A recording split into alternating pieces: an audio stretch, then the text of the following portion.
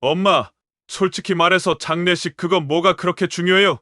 죽은 사람이 뭘 알겠다고 산 사람이 이렇게 힘들어야 하냐고요? 다 그냥 형식적인 거잖아요. 그거 참석 안 했다고? 제가 아버지 아들이 아닌 것도 아니고, 솔직히 말해서 장례식 치를 돈으로 우리 가족한테나 좀 쓰지. 죽은 사람한테 돈 쓰는 건 너무 비효율적이지 않아요? 여러분, 제가 오늘 들려드릴 이야기 정말 믿기 어려우실 거예요.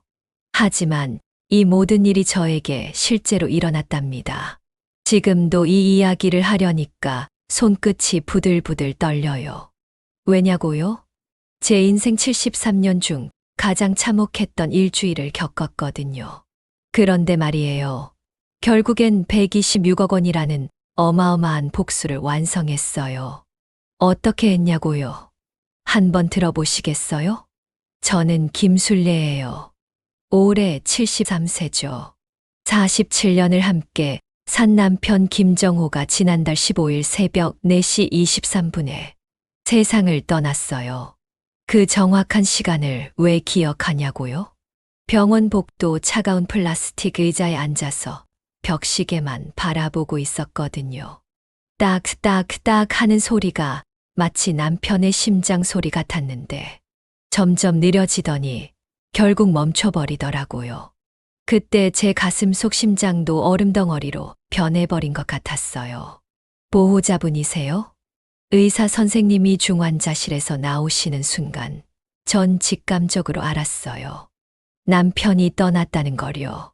선생님 얼굴에 쓰인 미안함과 안타까움 때문이었죠. 최선을 다했지만 환자분의 심장이 더 이상. 그 말이 끝나기도 전에 제 다리에서 힘이 빠져나갔어요. 복도 바닥이 하얗게 번쩍거리면서 눈앞이 캄캄해졌거든요. 47년이에요. 47년. 25살에 결혼해서 지금까지 가난하고 힘들었지만 서로만 바라보며 살아온 세월이었어요. 남편은 평생 공장에서 일했어요. 젊을 때는 용접공으로, 나이 들어서는 야간 경비원으로요. 그 사람 손은 늘 거칠었어요. 기계 만지고 철판 나르고 밤낮 일하느라 굳은 살과 상처투성이었거든요. 하지만요, 그 거친 손으로 제 머리를 쓰다듬어 주던 따뜻함, 평생 잊을 수가 없어요. 술래야, 고생 많이 했어. 우리 아들 민수대학 보내려면 조금만 더 참자. 그렇게 말하며 웃던 남편 모습이 아직도 눈에 선해요. 눈가에 깊게 패인 주름살들이 웃을 때마다 꽃잎처럼 퍼져나가던 모습까지도요. 병실로 들어가니 남편이 평화로워 보였어요. 깊이 잠든 것처럼요. 하지만 가슴이 더 이상 오르락내리락 하지 않더라고요. 산소 호흡기 기계음도 멈춰 있고요. 제가 떨리는 손으로 남편 손을 잡았어요. 아직 따뜻했거든요. 그 온기가 제 손으로 전해지는 순간 눈물이 쏟아졌어요. 여보, 깨어나요. 나 여기 있어요. 민수도 곧 올 거예요. 목소리가 떨려서 제대로 말이 안 나왔어요. 하지만 남편은 대답하지 않았어요.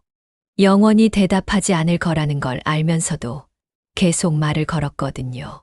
이제 아들에게 연락해야겠다 싶어서 떨리는 손으로 핸드폰을 꺼냈어요. 손가락이 너무 떨려서 몇 번이나 잘못 눌렀답니다. 눈물 때문에 화면이 흐릿해 보이기도 했고요. 드디어 연결됐을 때요? 엄마, 이 시간에 왜요? 무슨 일이에요? 목소리 톤이 이상했어요. 뭔가 귀찮다는 듯한, 빨리 끊고 싶다는 듯한, 마치 텔레마케팅 전화 받는 것 같더라고요. 민수야, 아버지가. 그 순간 목이 메어서 더 이상 말이 안 나왔어요. 가슴이 터질 것 같았거든요. 47년의 추억이 한순간에 몰려와서요. 엄마, 무슨 일이에요? 아버지가 어떻게 되셨어요? 아버지가 돌아가셨어. 그때 전화 너머로 들린 소리가 뭔지 아세요? 한숨이었어요. 아버지가 돌아가셨다는 소식을 듣고 첫 번째 반응이 한숨이었다고요. 언제요? 방금. 지금 막 의사 선생님이. 알겠어요. 일단 엄마는 집에 가세요. 제가 장례 준비 알아볼게요. 집에 가서 쉬라고요? 남편이 방금 숨을 거둔 마당에 쉬라고요? 어떻게 쉴 수 있다는 거예요? 민수야, 그래도 지금 병원에. 엄마, 지금 새벽이잖아요. 내일 아침에 갈게요. 일단 엄마는 집에 가서 쉬세요. 뚝. 전화가 끊어졌어요. 저는 한참 동안 핸드폰을 바라보며 멍하니 서 있었어요. 이게 정상적인 반응인가 싶어서요. 제가 아들 나이였을 때 아버지가 돌아가셨다면 당장 달려갔을 텐데 말이에요. 새벽에 집에 돌아왔을 때 정말 충격이었어요. 남편 냄새가 아직 집 안에 가득하더라고요. 담배 냄새와 기계유 냄새가 섞인 그 사람만의 채취요. 거실 소파에는 금방 벗어둔 것 같은 작업복이 그대로 놓여 있었고, 부엌 식탁에는 다 마시지 못한 소주잔까지. 마치 금방이라도 술래야, 나왔어 하며 들어올 것 같은 착각이 들었어요. 그 순간 눈물이 다시 쏟아졌어요. 이제 정말 혼자구나 싶어서요. 아침 8시가 되자마자 장례식장에 전화 걸었어요. 목소리가 떨려서 제대로 말하기 어려웠답니다. 남편이 돌아가셔서 장례 준비를 하려고 하는데요. 빈소 대여료가 하루에 35만 원, 관비용이 10만 원, 화환 준비에 60만 원. 머리가 하얗게 변했어요. 가족분들이 도와주시겠죠. 직원분이 당연하다는 듯이 물어보셨는데 어떻게 아들이 바빠서 내일 저녁에나 온다고 말할 수 있겠어요? 장례식장에 도착했을 때 정말 혼자였어요. 다른 층에서는 가족들이 함께 모여서 조문객을 맞고 있는 소리가 들렸는데 울음소리도 들리고 아이들 뛰어다니는 소리도 들렸어요. 할아버지 보러 왔어요. 이런 아이 목소리까지 들리더라고요. 그런데 저희 빈소는 조용했어요. 남편 영정사진과 저 단둘이었어요. 첫 번째 조문객이 오셨어요. 남편이 30년 동안 다니던 공장 동료분이었죠. 아이고, 정우 형이 이렇게 갑자기 큰일 당하셨네요. 정말 좋은 분이었는데 그분 눈에도 눈물이 고여 있었어요. 남편을 진심으로 좋아했던 게 느껴졌거든요. 그런데 그분이 주변을 둘러보시더니 아드님은 언제 오시나요? 정우 형이 그렇게 자랑하던 아들 말이에요. 멀리 있어서 곧 올 거예요. 거짓말이었어요. 하지만 어떻게 진실을 말할 수 있겠어요? 동네 아주머니들이 하나둘씩 오기 시작했어요. 어머, 혼자 계세요? 아들은 어디 있어요? 자식들은 어디 갔어요? 혹시 멀리 살아서 못 온 건가요? 그런 질문을 받을 때마다 제 얼굴이 화끈거렸어요. 부끄러웠거든요. 내가 자식을 잘못 키웠나 싶어서요. 곧 온다고 해요. 지금 오는 길이에요. 그 말을 반복하면서도 속으로는 울고 있었어요. 가슴 속에서 뭔가가 계속 무너져 내리고 있었거든요. 점심시간이 되어도 아들은 나타나지 않았어요. 조문객들이 점심 드시라며 가져다 주신 음식도 목에 넘어가지 않았어요. 남편 없이 혼자 먹는 첫 번째 식사. 그것도 남편을 떠나보내는 자리에서요. 오후가 되어서도 아들은 나타나지 않았어요. 아드님은 아직 안 오셨네요. 사람들이 물어볼 때마다 교통이 막혀서요. 곧 도착할 거예요. 지금 오는 길이에요. 거짓말을 반복하는 게 너무 힘들었어요. 입에서 쓴맛이 났거든요. 그리고 사람들 시선이 점점 이상해지는 게 느껴졌어요. 처음엔 이해한다는 표정이었는데 시간이 지날수록 뭔가 이상하다는 눈빛으로 바뀌더라고요. 저 집 아들이 왜 안 오지? 혹시 사이가 안 좋았나? 요즘 젊은이들 참 수군거리는 소리까지 들렸어요. 저녁이 되어도 아들은 오지 않았어요. 다른 빈소에서는 가족들이 모여서 이야기하고 음식 나누어 먹고 있는데 저희 빈소만 적막했어요.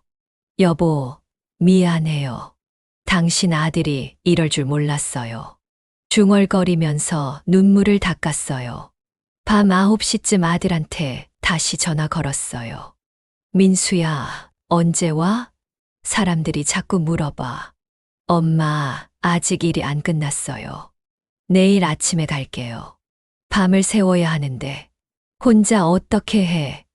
엄마, 요즘에는 다 그래요. 굳이 밤새만 해도 돼요. 집에 가서 쉬세요. 집에 가서 쉬라고요? 남편이 영안실에 누워 있는데 그날 밤 혼자 밤을 샜어요. 딱딱한 의자에 앉아서 남편을 지켰어요. 새벽 2시, 3시, 4시. 시간이 너무 천천히 흘렀어요. 가끔 지나가는 사람들이 저를 보며 고개를 가웃거렸어요. 왜 저 어머니는 혼자 있을까 하는 표정으로요. 새벽 5시쯤 장례식장 직원분이 커피를 갖다 주셨어요. 밤새 고생 많으셨어요. 가족분들은 언제 오시나요? 또 그 질문. 곧 올 거예요. 빈소에 홀로 앉아 남편의 영정사진을 바라보는데 자꾸만 시계만 보게 되더라고요. 이쯤이면 왔겠지. 이제는 정말 왔겠지. 1시간, 2시간. 그렇게 시간이 흘러갔지만 아들은 그날도 나타나지 않았습니다. 저는 홀로 빈소에 앉아 남편의 영정사진을 바라보며 밤을 지새웠습니다.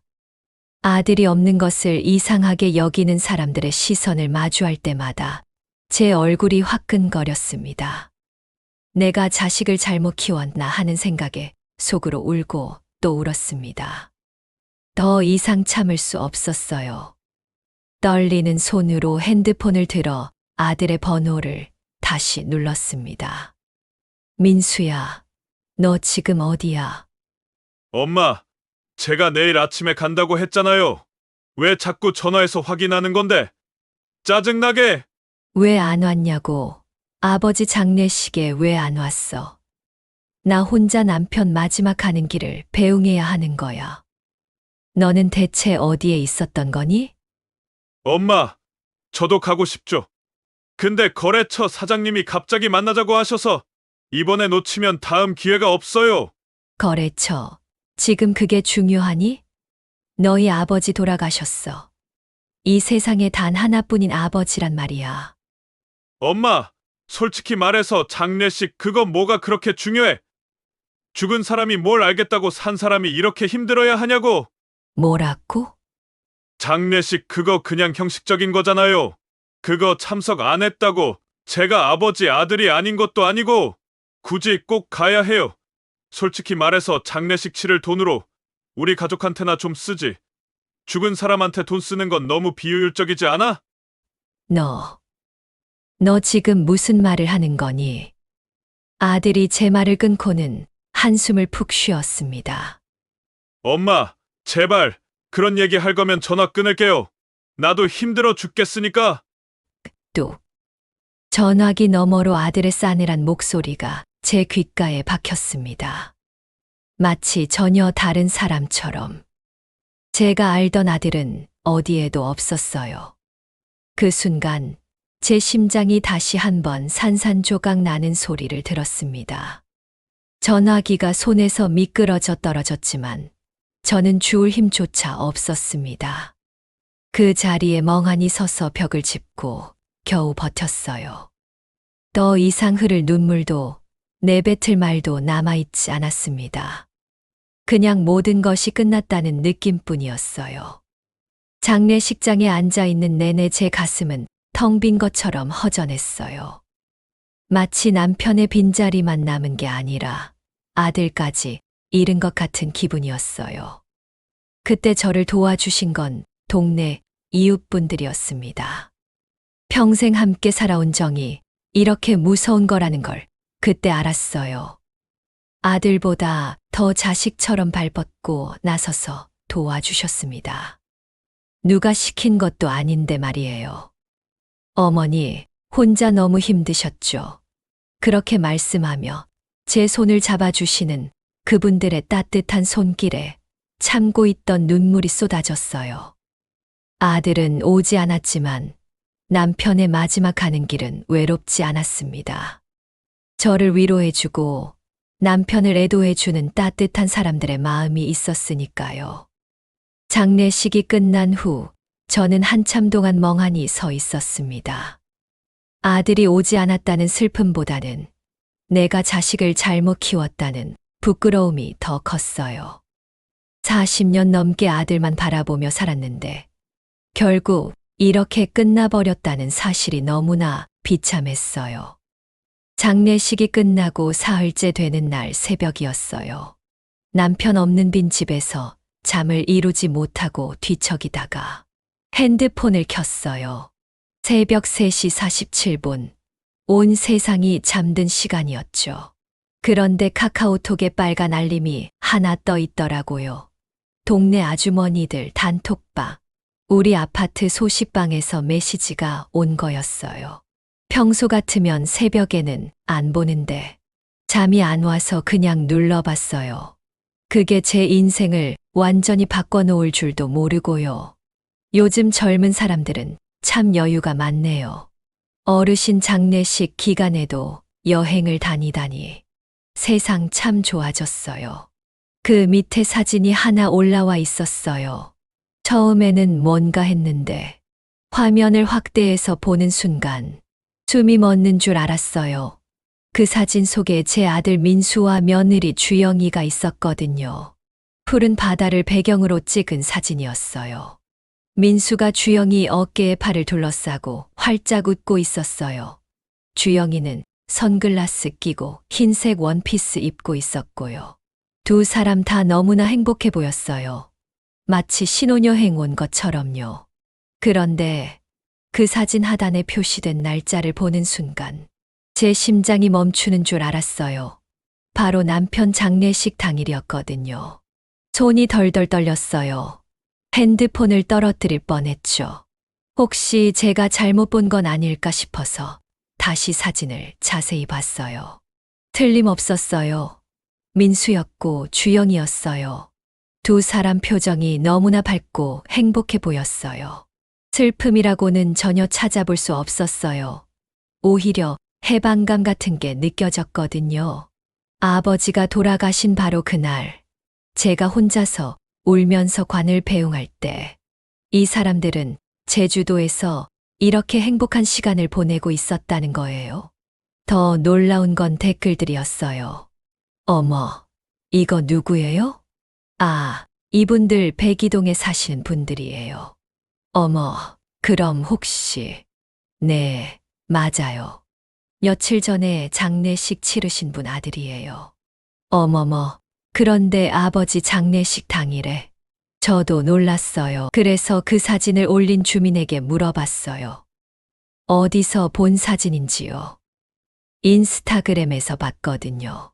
실시간으로 올리고 있더라고요. 인스타그램이요. 요즘 젊은 사람들이 사진을 올리는 어플이라고 하더라고요. 아들이 인스타그램에 이 사진을 올렸다고요. 그래서 동네 주민의 도움으로 그 사진을 볼 수 있었어요. 바로 그 사진이, 그것도 여러 장이 올라간 시간을 보니까 남편 장례식이 시작되던 바로 그 시간이었어요. 오전 11시 15분. 제가 혼자서 관 앞에서 마지막 인사를 드리던 바로 그 순간에 아들은 제주도에서 사랑하는 아내와 행복한 순간을 인스타그램에 자랑하고 있었던 거예요. 더 끔찍한 건 사진이 하나가 아니었다는 거예요. 여러 장이 더 있었어요. 공항에서 출발하는 사진, 제주도 리조트에서 와인 마시는 사진, 해변에서 산책하는 사진, 고급 레스토랑에서 스테이크 먹는 사진, 커플 스파 받는 사진, 모든 사진의 시간을 확인해 보니 남편 장례식 3일 동안 내내 제주도에 있었던 거예요. 그것도 아주 호화롭게. 더욱 충격적인 건 드디어 신혼여행. 코로나 때문에 못 갔었는데. 이제야 갈 수 있어서 너무 행복해요. 남편과 단둘이 보내는 신혼여행이라고요? 남편 장례식 기간에? 댓글들도 가관이었어요. 와, 부럽다. 사진 너무 예뻐요. 신혼여행 늦었지만 더 달콤할 것 같아요. 제주도 어디예요? 너무 예쁘네요. 남편분이랑 정말 잘 어울려요. 친구들이 축하 댓글을 달고 있었어요. 그 누구도 시아버지 장례식이라는 걸 모르고 있었어요. 침대에서 일어날 수가 없었어요. 온몸에 힘이 빠졌거든요. 이게 현실인가 싶었어요. 제가 키운 아들이, 며느리가 이럴 수 있는 건가요? 더 자세히 보니까 여행 일정도 정해져 있었어요. 3박 4일 제주도 여행, 호텔 예약 확인서까지 사진에 올라와 있더라고요. 5성급 리조트, 하루에 50만 원짜리 스위트룸. 그리고 가장 충격적인 건 예약 날짜였어요. 남편이 돌아가시기 일주일 전에 예약한 거였어요. 그럼 처음부터 장례식에 올 생각이 없었다는 얘기잖아요. 처음부터 거짓말을 한 거잖아요. 회사 일이 바빠서 중요한 프로젝트가 있어서 모든 게 거짓말이었던 거예요. 새벽 4시가 넘어서도 잠이 올 리가 없었어요. 아들과 며느리의 SNS를 계속 뒤져봤어요. 보면 볼수록 가슴이 터질 것 같았지만 진실을 정확히 알아야겠다는 생각뿐이었어요. 며느리 주영이의 인스타그램을 더 자세히 들여다보니 정말 어이가 없는 내용들이 가득했어요. 드디어 끝났다. 이제 정말 자유롭다. 오랫동안 기다려왔던 시간이야. 앞으로는 우리만의 시간을 가질 수 있겠어. 뭐가 끝났다는 거예요? 아버지, 인생이 끝났다는 뜻인가요? 오랫동안 기다려왔던 시간이라고요? 아버지가 돌아가시기를 기다렸다는 뜻인가요? 댓글들을 보니 더욱 화가 났어요. 축하해. 이제 진짜 자유몸이네. 부럽다, 부러워. 제주도 잘 다녀와. 드디어 해방이다. 축하한다고요? 뭘 축하한다는 거예요? 더 뒤져보니 정말 충격적인 아들이 친구와 대화를 발견했어요. 야, 아버지 돌아가셨다며. 괜찮아? 장례식 잘 치렀냐? 응, 완전 괜찮아. 오히려 후련해. 크크크. 진짜 시원하다. 에이, 설마 그럴까? 그래도 아버지인데. 진짜야. 이제 잔소리 들을 일도 없고, 돈 달라는 것도 없고, 명절 때마다 가야 하는 스트레스도 없고, 완전 자유야. 그래도 장례식은 가야 하는 거 아니야? 사람들이 뭐라고 하지 않을까? 아니, 그런 거 안 가도 돼. 죽은 사람이 뭘 알겠어. 우리는 제주도 간다. 크크크. 이미 예약도 다 해놨어. 이걸 보는 순간 정말 현기증이 났어요. 후련하다고요? 아버지가 돌아가신 게 후련하다고요? 시원하다고요? 그리고 돈 달라는 것도 없다고요? 저희가 언제 돈 달라고 했나요? 오히려 저희가 아들 결혼할 때 전세금까지 도와줬는데요. 3천만 원이라는 큰 돈을 빚내서까지. 더 찾아보니 며느리 주영이의 친구들과 나눈 대화도 있었어요. 저에 대한 이야기도 있었다는 거예요. 시어머니가 자꾸 연락 와서 짜증나. 혼자 알아서 하라고 했는데 왜 자꾸 전화하는지 모르겠어. 구에이 그냥 무시해. 어차피 나중에는 포기할 거야. 맞아. 요즘은 핵가족 시대잖아. 굳이 시어머니랑 엮여 살 필요 없다고 생각해. 그래도 남편 엄마인데 남편도 우리 편이야. 부모보다 아내가 더 중요하다고 했거든. 저는 언제 자주 연락했나요? 남편이 돌아가셔서 어쩔 수 없이 연락한 건데 그것도 짜증난다고요? 그냥 무시하라고요. 저를 나중에는 포기한다고요? 뭘 포기한다는 거예요? 인스타그램 스토리를 더 보니 정말 어이없는 장면들이 계속 나왔어요. 고급 레스토랑에서 랍스터 먹으며 인생 최고의 하루. 이런 게 진짜 삶이지. 커플 스파 받으며 완전 힐링 타임. 스트레스가 다 풀리는 기분. 제가 혼자 울면서 장례를 치르고 있을 때 이 사람들은 랍스터 먹고 스파 받고 있었던 거예요. 특히 마지막 날 올린 영상이 가장 충격적이었어요. 제주도 공항에서 찍은 영상인데 아쉽지만 이제 돌아가야지. 정말 최고의 신혼여행이었어. 앞으로도 이런 행복한 시간들이 많았으면 좋겠어. 그 시간이 바로 남편의 화장이 끝난 시간이었어요. 제가 남편의 유골함을 품에 안고 눈물을 흘리고 있을 때 이들은 제주도에서 최고의 신혼여행이었다고 웃고 있었던 거예요. 며칠 후 남편의 49제를 지내고 있을 때였어요. 혼자서 간소하게 음식을 차려놓고 남편 영정 앞에서 절을 올리고 있는데 띵동 초인종이 울렸어요. 누군가 했더니 남편의 오랜 친구인 정철수 사장님이었어요.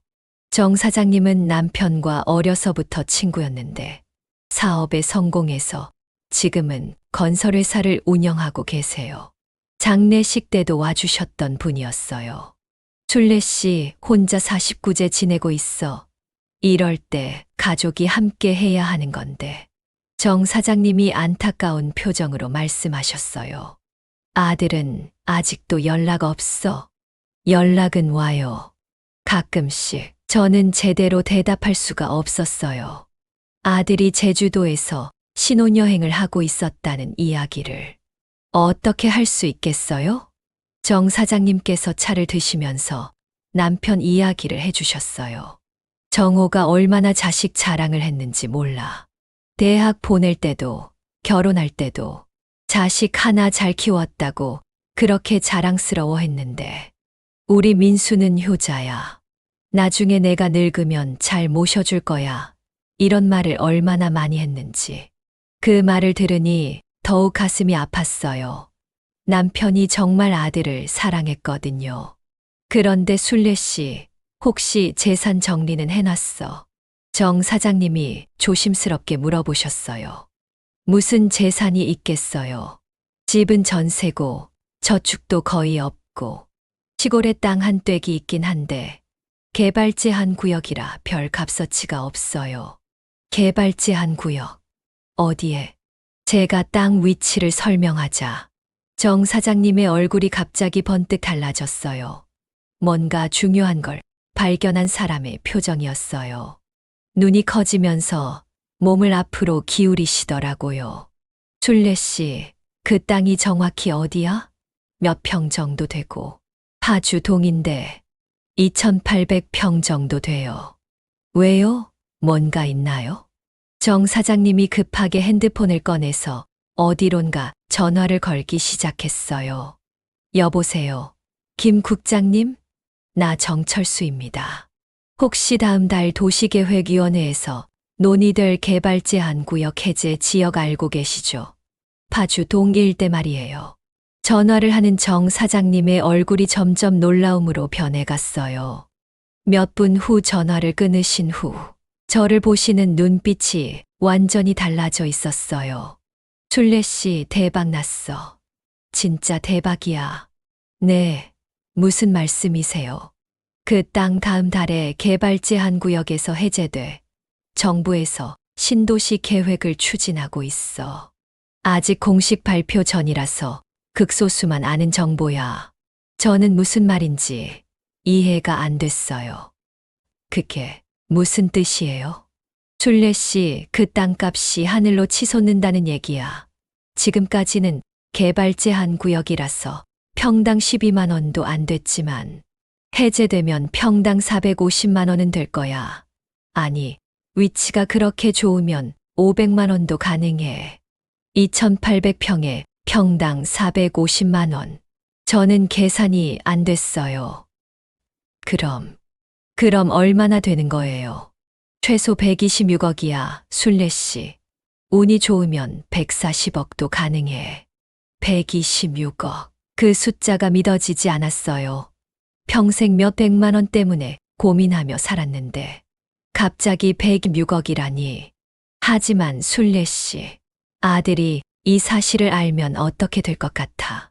정 사장님의 질문에 저는 아찔했어요. 800만 원 조의금도 주지 않던 아들이 126억짜리 땅이 있다는 걸 알면 아마 당장 달려올 거예요. 그동안의 냉대는 언제 그랬냐는 듯이.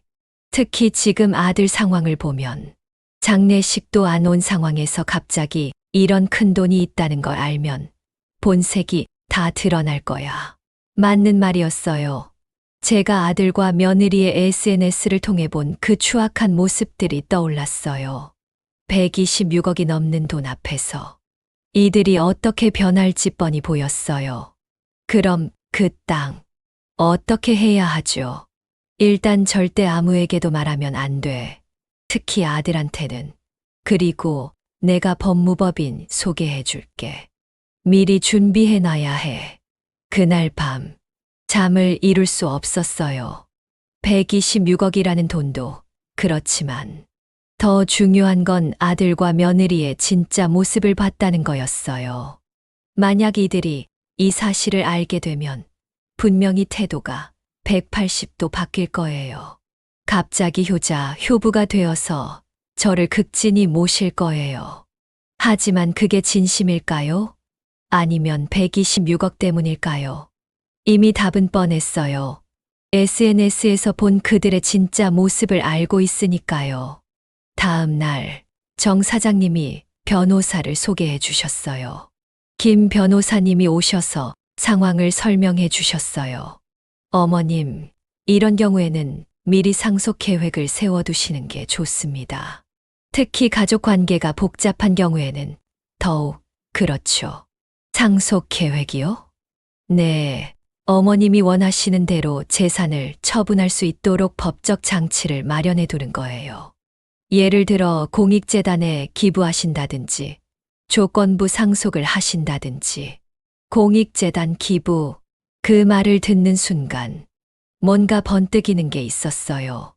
제가 혼자 남편 장례를 치르면서 얼마나 힘들었는지, 아들과 며느리가 얼마나 배신감을 줬는지 생각하니까 이 돈을 그들에게 줄 수는 없다는 생각이 들었어요. 차라리 정말 도움이 필요한 사람들에게 주는 게 낫겠다고 생각했어요. 김 변호사님, 그럼 제가 지금 결정할 수 있나요?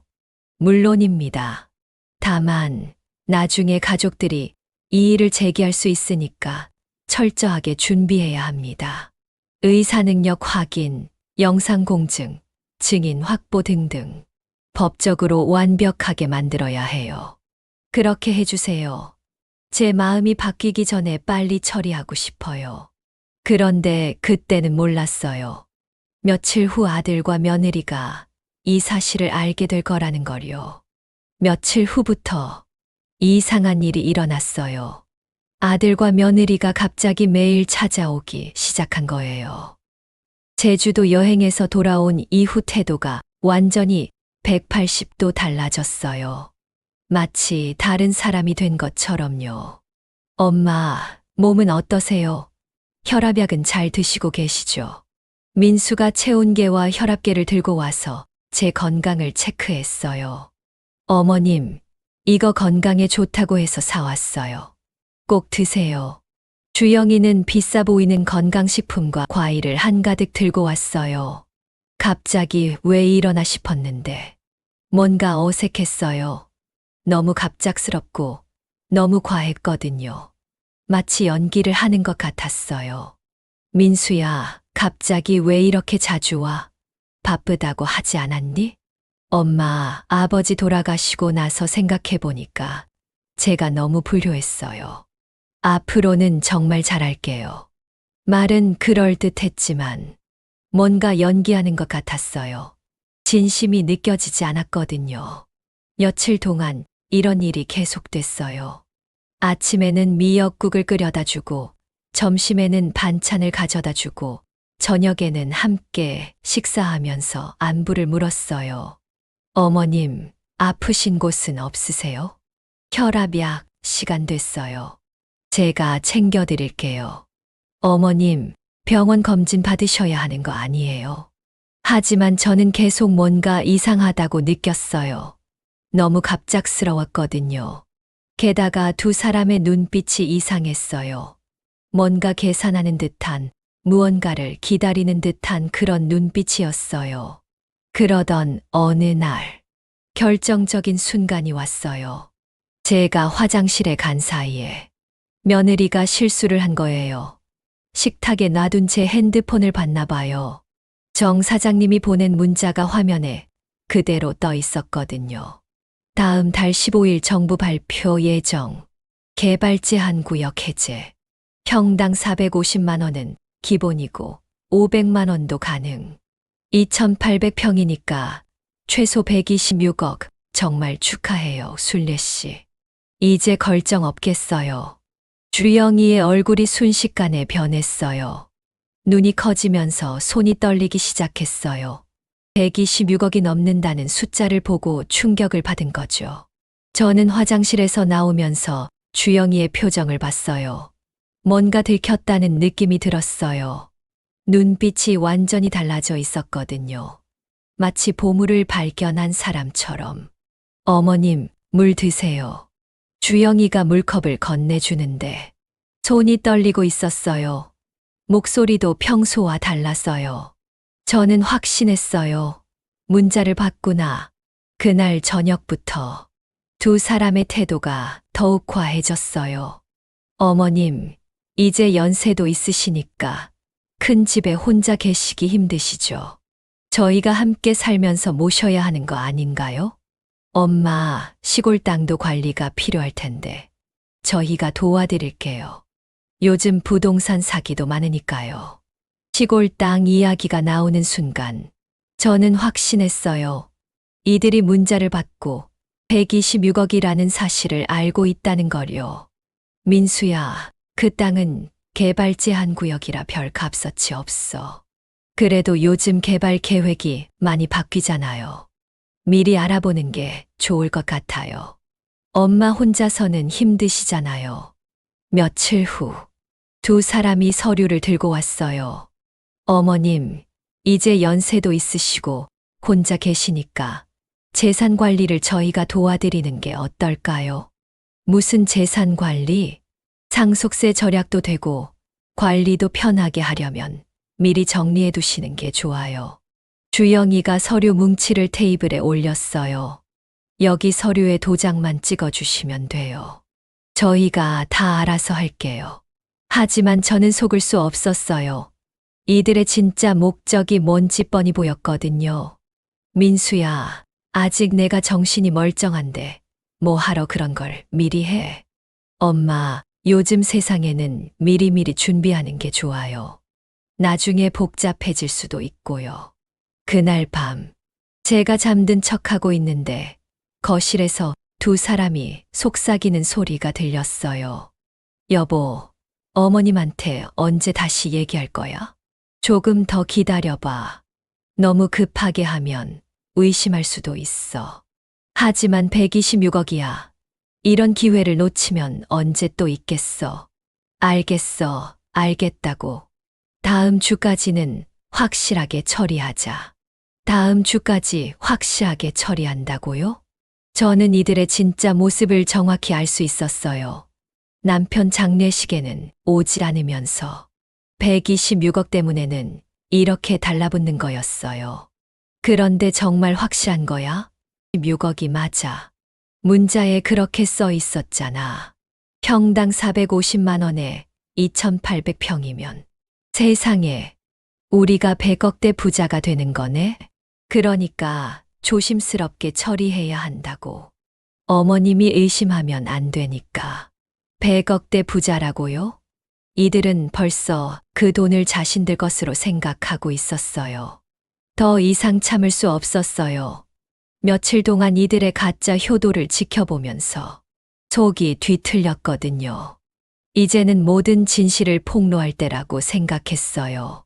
민수야, 주영아, 할 이야기가 있어. 네, 어머님. 무슨 말씀이세요?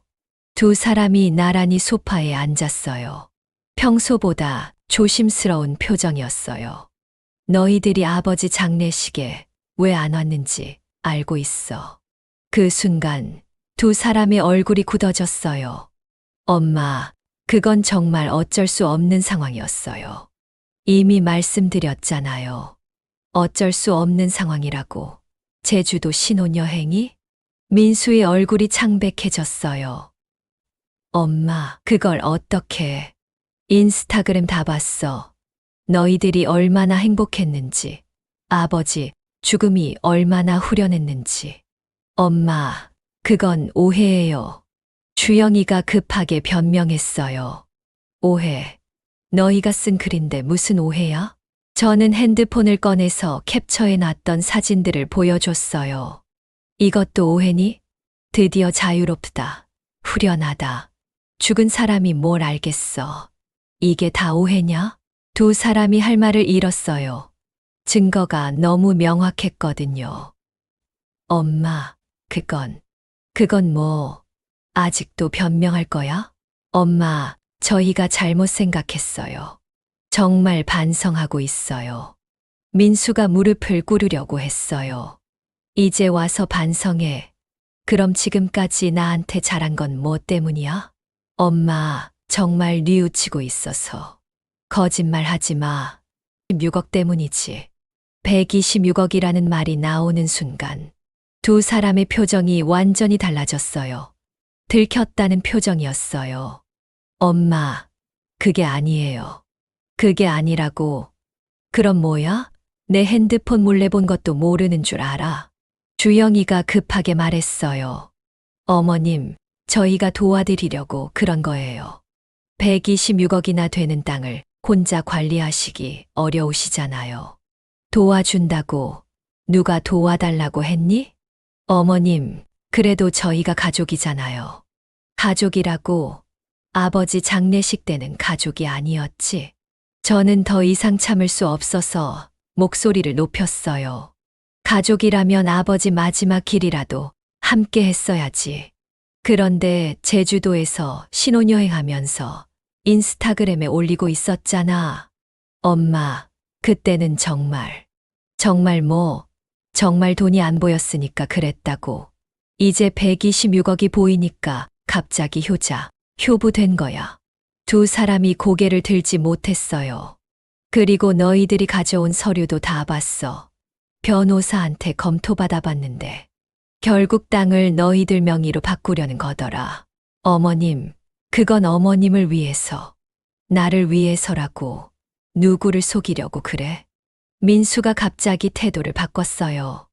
엄마, 어차피 저 아들 아닙니까? 나중에 상속받을 건데 미리 정리하는 게 뭐가 잘못됐어요? 아들이라고. 아버지 장례식도 안 온 내가 아들이야? 엄마, 그건 그거고 이건 이거죠. 법적으로 저는 상속인이잖아요. 법적으로 상속인이라고요? 이제 법까지 들먹이는군요. 민수야, 너 정말 그렇게 생각해? 엄마, 현실적으로 생각하세요. 126억을 엄마 혼자 뭐 하겠어요? 저희가 관리하는 게 맞죠. 주영이도 거들었어요. 어머님, 솔직히 말씀드리면 이런 큰 돈은 전문가가 관리해야 해요. 어머님 연세에 무슨 126억을 혼자 관리하세요.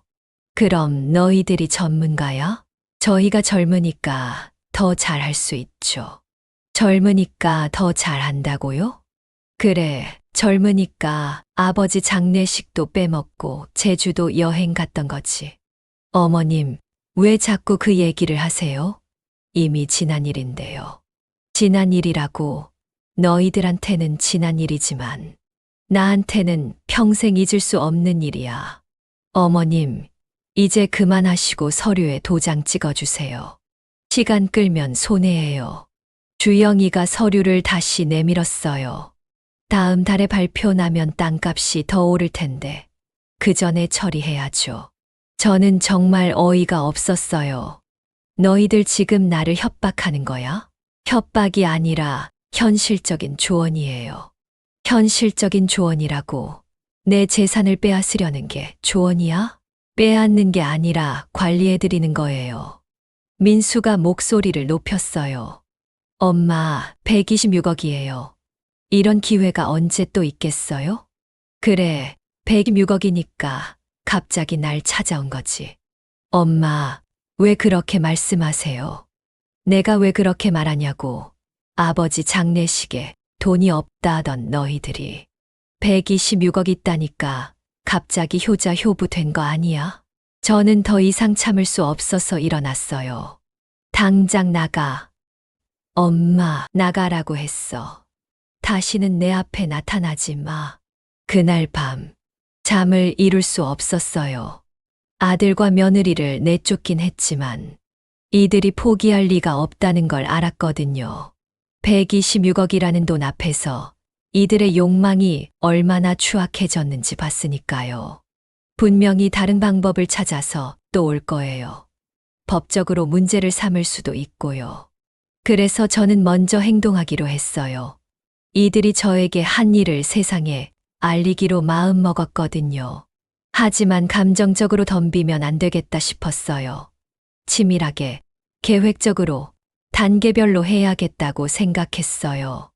먼저 제가 가지고 있는 모든 증거들을 정리했어요. 아들과 며느리의 제주도 여행 사진들, 인터넷에 올린 글들, 친구들과 나눈 대화 내용들, 모든 걸 저장하고 날짜와 시간까지 정확히 표시했어요. 그리고 동네 맘카페에 글을 올려봤어요.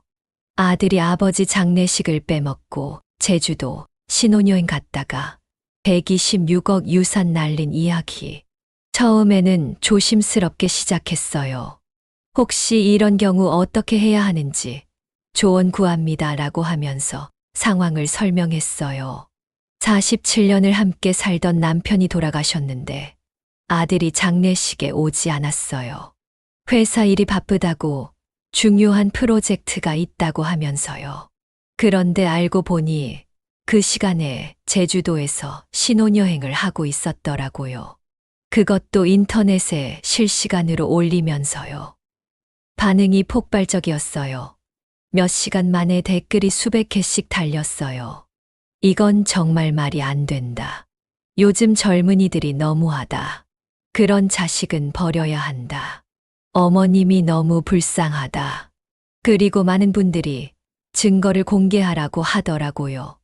그런 인간들은 사회적으로 매장당해야 한다고요. 용기를 내서 증거 사진들을 올렸어요. 물론 얼굴은 가리고 이름도 이니셜로 처리했어요. 하지만 충분히 알아볼 수 있을 정도로요. 반응이 더 뜨거워졌어요. 이건 정말 인간이 아니다. 저런 사람들이 우리 사회에 있다는 게 부끄럽다. 신상 공개해야 한다. 글이 다른 커뮤니티로도 퍼져나갔어요. 육아 카페, 주부 카페, 지역 커뮤니티. 여러 곳에서 제 글이 공유되고 있었어요. 댓글 수가 수천 개를 넘어섰어요. 하지만 이것만으로는 부족했어요. 더 강력한 방법이 필요했거든요. 그래서 다음 단계를 실행했어요. 아들과 며느리의 직장에 연락하는 거였어요. 저희 아들이 그 회사에 다니는데 이런 일이 있었습니다. 네, 어떤 일이시죠? 아버지 장례식을 빼먹고 가족 여행을 갔어요. 회사에는 거짓말을 하고요. 며느리 회사에도 같은 방식으로 연락했어요. 중요한 프로젝트가 있다고 거짓말하고 제주도 여행을 갔어요. 시아버지 장례식 당일에요. 며칠 후에 아들에게서 화가 난 전화가 왔어요. 엄마, 도대체 뭘 한 거예요? 뭘 했냐고? 사실을 말한 거지. 회사에서 불러서 뭐라고 하는지 아세요? 인사위원회에 회부됐어요. 그제서야 걱정되나 보네요. 민수야, 늦었어. 이미 모든 사람들이 다 알고 있어. 며느리도 마찬가지였어요. 어머님, 제발 그만해 주세요. 저 정말 회사에서 잘릴 것 같아요. 하지만 저는 멈추지 않았어요. 다음으로는 아파트 게시판에 글을 붙였어요. 입주민 여러분께 알립니다. 우리 아파트에 사는 모 가정에서 이런 일이 있었습니다. 반응이 뜨거웠어요. 아파트 입주민 카페에 댓글이 수백 개씩 달렸어요. 정말 말이 안 된다. 저런 사람들과 같은 아파트에 산다는 게 부끄럽다. 지역 케이블 방송의 시청자 제보 코너에도 연락했어요. 요즘 젊은이들의 효도, 의식에 대해 제보하고 싶습니다. 며칠 후에 기자분이 인터뷰하러 왔어요. 카메라 앞에서 제 이야기를 다 했어요. 눈물을 흘리면서요. 방송이 나간 후 모든 곳에서 제 이야기가 화제가 되었어요. 아들과 며느리의 직장에서도 문제가 커졌어요. 동료들이 모두 알게 되었거든요. 저 사람이 그 사람이래? 정말 인간성이 의심된다. 같이 일하기 싫다. 결국 둘 다 회사에서 권고사직을 당했어요. 회사 이미지에 좋지 않다는 이유였어요. 동업계 내에서도 소문이 다 났다고 하더라고요. 그제서야 아들이 무릎을 꿇고 집에 찾아왔어요. 며느리와 함께 현관문 앞에서 무릎을 꿇고 빌고 있더라고요. 엄마, 제발 용서해 주세요. 정말 잘못했어요. 아들의 목소리가 떨리고 있었어요. 엄마, 회사에서 잘렸어요. 앞으로 어떻게 살아야 할지 모르겠어요. 며느리도 마찬가지였어요. 어머님, 정말 죄송해요. 제가 민수 오빠를 잘못 부추겼어요. 하지만 이미 돌이킬 수 없는 강을 건넜거든요. 민수야, 이제 와서 후회해. 기회라고. 너희들이 나에게 기회를 줬니? 민수야, 넌 이미 내 아들이 아니야. 동네 사람들도 하나둘씩 구경하러 나왔어요. 어머, 저게 그 집이네. 아이고, 불효 자식들이 이제야 빌러왔네. 바로 그때 미리 연락해둔 정철수 사장님이 변호사와 함께 도착했어요. 완벽한 타이밍이었어요.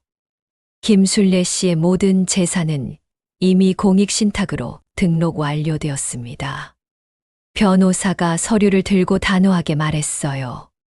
법적으로 상속인들은 단 1원도 청구할 권리가 없습니다. 아들이 얼굴이 새파랗게 질리며 소리쳤어요. 이건 사기예요. 꼬드김을 당한 거라고요. 민수야, 주영아, 마지막으로 한마디만 할게. 네, 엄마. 너희들이 한 일은 절대 용서받을 수 없어. 하지만 너희들도 나름대로 대가를 치렀으니까 이제 각자의 길을 가자. 엄마. 그리고 앞으로는 정말 연락하지 마. 나도 안 할 테니까. 어머님, 정말 126억을 다 기부하신 거예요? 주영이가 마지막까지 물어봤어요. 그래. 모두 다 기부했어. 부모 없는 아이들, 수술비 없는 어르신들을 위해서 말이야. 너희들이 받을 돈은 단 1원도 없어. 민수가 바닥에 주저앉으며 소리쳤어요. 엄마, 그게 126억이에요. 어떻게 그런 결정을 혼자. 혼자라고. 너희들이 나를 혼자 만들었잖아. 아버지 장례식 때부터 나는 이미 혼자였어. 엄마, 이제 그만해. 다 끝났어. 집 안으로 들어가서 문을 닫았어요. 밖에서는 아직도 아들과 며느리가 뭔가 말하고 있었지만 더 이상 듣고 싶지 않았어요. 모든 게 끝났다는 생각이 들었어요. 47년간의 모정도, 가족이라는 끈도. 모든 게 완전히 끝났어요. 그날 저녁, 지역 뉴스에서 제 이야기가 나왔어요. 효도와 가족의 의미를 다시 생각해보게 하는 사건이라고 하면서 전문가 인터뷰도 나왔어요. 요즘 젊은 세대의 가족관이 변하고 있지만 최소한의 도리는 지켜야 한다는 내용이었어요. 그리고 126억 원이라는 거액을 공익에 기부한 어머니의 결정이 많은 이들에게 감동을 주고 있다고 했어요. 인터넷 댓글들도 봤어요. 여전히 아들과 며느리를 비난하는 댓글들이 많았어요. 저런 자식들은 천벌받을 거다.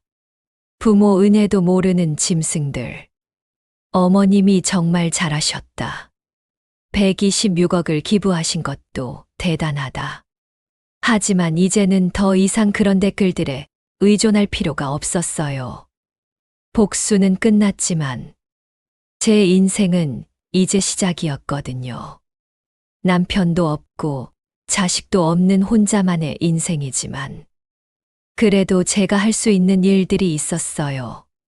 며칠 후 공익재단에서 연락이 왔어요. 어머님 덕분에 심장 수술을 받은 할머니가 건강을 되찾았습니다.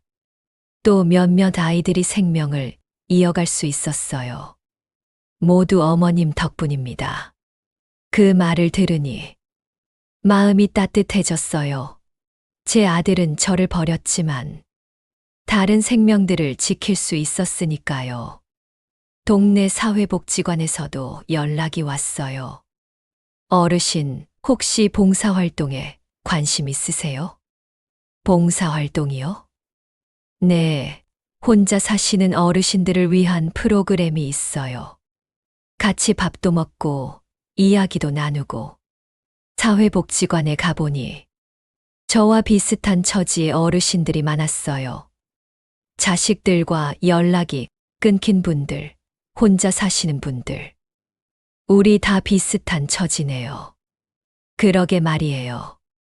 요즘 자식들은 참 서로의 이야기를 나누니까 조금 위로가 됐어요. 그런데 어머니는 어떻게 그렇게 용감하게 복수를 하셨어요? 한 어르신이 물어보셨어요. 용감해서가 아니라 화가 나서요. 더는 참을 수가 없었거든요. 부럽네요. 저는 그럴 용기도 없어서 용기가 아니라 절망이었어요. 하지만 지금 생각해보니 잘한 것 같아요. 봉사활동을 하면서 새로운 친구들을 만났어요. 저보다 더 어려운 처지의 분들도 있었어요.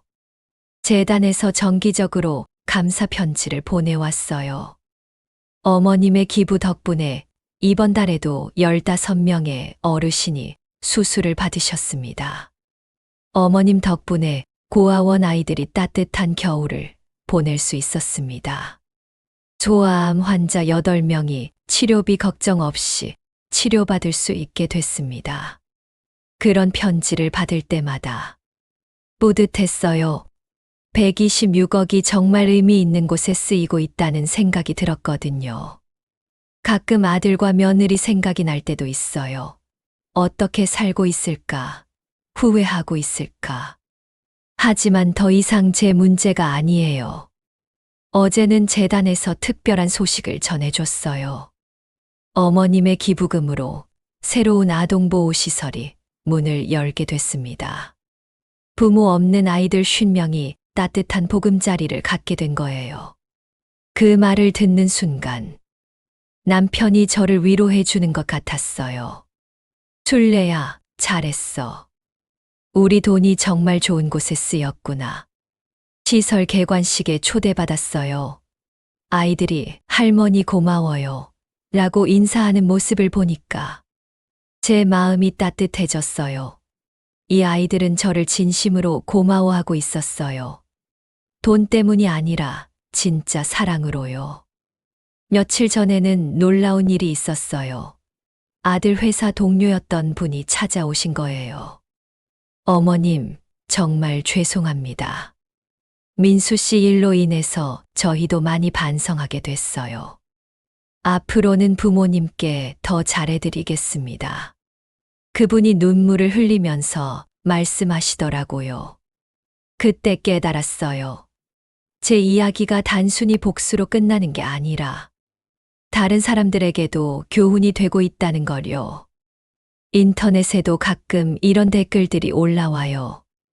이 이야기 보고 부모님께 안부 전화드렸어요. 부모님 살아계실 때 잘해드려야겠어요. 돈보다 소중한 게 있다는 걸 깨달았어요. 이런 댓글들을 볼 때마다 뿌듯해요. 126억이라는 돈은 없어졌지만 그보다 더 큰 것을 얻었어요. 자존심도 되찾았고 새로운 삶의 의미도 찾았어요. 그리고 무엇보다 남편이 자랑스러워할 선택을 했다는 확신이 있어요. 여러분, 제 이야기를 듣고 어떤 생각이 드세요? 제가 너무 극단적으로 행동했을까요? 아니면 당연한 일을 했을까요? 사실 저도 아직 확신이 서지 않아요. 하지만 한 가지는 확실해요. 부모를 배신하면 반드시 대가를 치르게 된다는 거예요. 그것도 126억이라는 어마어마한 대가를. 그리고 복수는 생각보다 달콤하지 않다는 것도 알았어요. 순간의 시원함은 있지만 그 뒤에 오는 허전함도 있어요. 하지만 그래도 저는 후회하지 않아요. 적어도 제 자존심은 지켰으니까요. 그리고 126억이 정말 필요한 곳에 쓰이고 있으니까요. 마지막으로 이 이야기를 들으시는 분들께 말씀드리고 싶어요. 부모님이 살아계실 때 잘해드리세요. 돌아가시고 나서 후회해도 늦어요. 그리고 자식을 키우시는 분들은 올바른 가치관을 심어주세요. 돈보다 중요한 게 인간의 도리라는 걸요. 부모를 소중히 여기는 마음, 가족을 사랑하는 마음은 돈으로 살 수 없어요. 126억이 있어도 진짜 가족의 사랑을 살 수는 없거든요.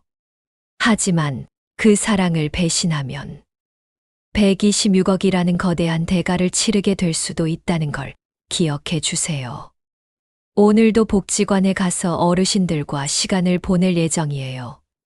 그리고 재단에서 보내주는 감사 편지를 읽으면서 제 선택이 옳았다는 걸 다시 한번 확인할 거예요. 남편이 없는 빈자리는 여전히 크지만 그 자리를 새로운 의미로 채워나가고 있어요. 제 이야기는 여기서 끝납니다. 긴 시간 들어주셔서 감사합니다. 이 이야기가 여러분께 작은 교훈이라도 되었으면 좋겠어요.